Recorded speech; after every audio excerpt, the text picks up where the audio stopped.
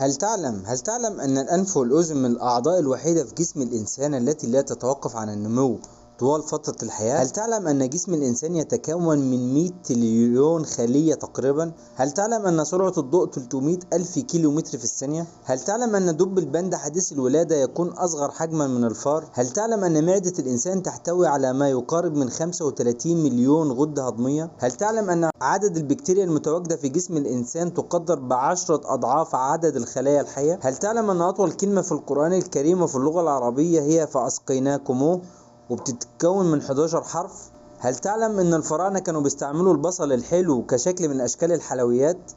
هل تعلم ان الفيل بيعبر عن حزنه بالبكاء؟ هل تعلم ان حرير العنكبوت اقوى 5 مرات من الفولاذ؟ هل تعلم ان النسور لا تموت ولكنها تنتحر بسبب المرض؟ هل تعلم ان شبكية العين تحتوي على نحو 90 مليون خلية حسية؟